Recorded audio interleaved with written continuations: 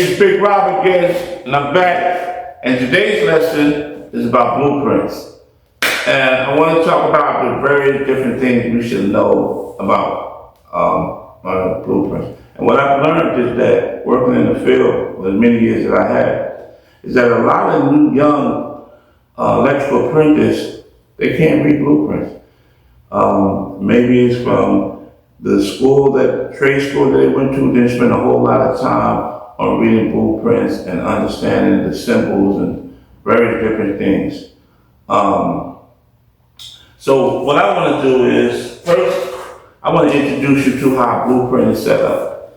So when you get a blueprint, you're going to get a blueprint, there's going to be several different sections of your blueprint. And a lot of times people think it's only going to be just one sheet. No, there's multiple sheets, because there's multiple things that's going on.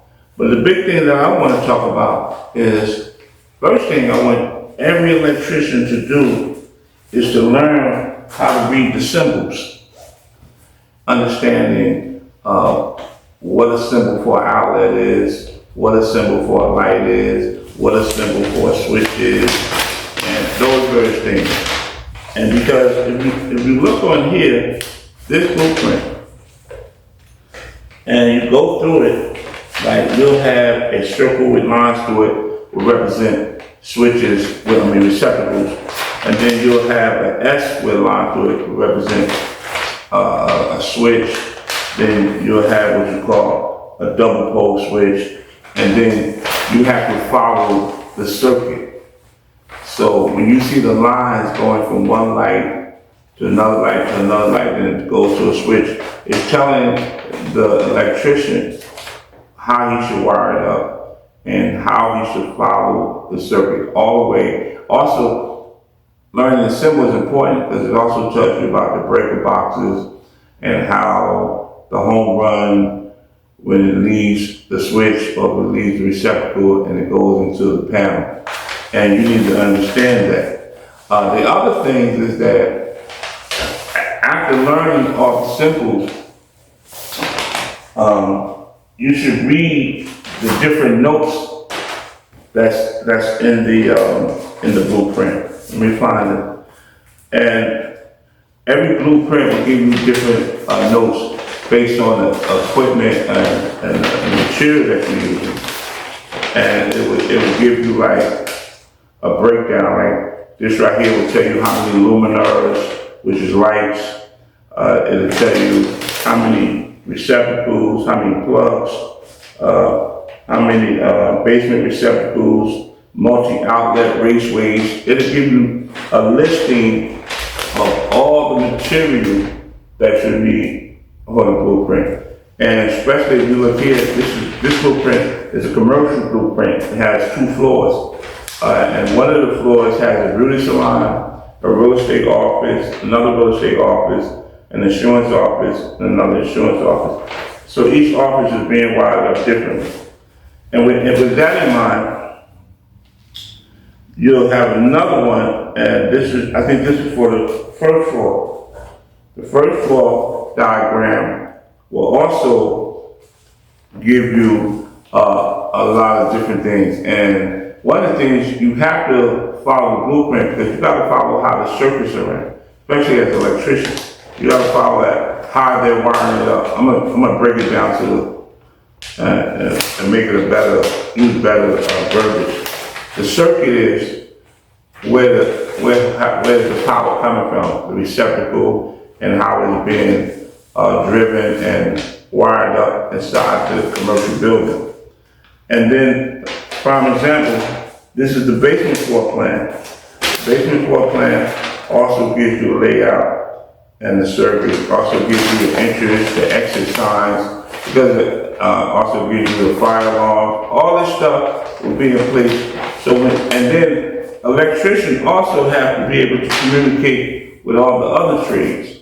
So, prime example, if you're working with the plumber and we're putting in a sensor on water sinks where you stick your hand up under the sink and the water come out. Well, there's an electrical component to that, where the electrician has to either run receptacles so they can power up those sensor water stations that's in the bathroom. Sometimes you go into these bathrooms and they have 4 sinks, and all the sinks, you stick your hand up on it and the sensor, well that sensor has power. The other thing, this is the 4th one, I think this is the elevator. You have the blueprint of how the elevator is going to be installed, where the elevator is going to be installed, and this is for all the cross sections, all the vents for the electrical, for the AC guy. So the electrician also has to present power for all the AC systems that's in the building. So electrician has a huge responsibility. So understanding the blueprint is first, you have to know how to read a blueprint. So you have to go and master the symbols and what the symbols are. You have to also learn how to understand the flow of the circuits of how they're going to be ran. You also have to know all the equipment and material that's needed to help you to supply the power to various parts of the building, from the AC system to the plumbers, sensor water system, to the electrical outlets and the switches and the lights, and all the various systems from top to bottom. Electrician is responsible because the HVAC guy, he can only run it to the disconnect. But the wiring and implementing power, that has to be done by electrician. And as well as a plumber. When he puts his sensors in, the electrician comes in and he gives them power up under those sinks. And sometimes there's multiple outlets up under the sink where those sensors are plugged up into to allow you to stick your hand up under the water and let the water run. And it's a vast amount of things that electrician would totally be responsible for. So if you're a new electrician, sometimes, go to that blueprint, start reading it, start getting a better understanding of the symbols, start getting a better understanding of how the circuit is ran, all the material that is in place. Master this thing. So when you get in the field and they send you to, like when I'm my first job, they send me to the 4th floor and they said, well, the blueprint is up there. I was lost.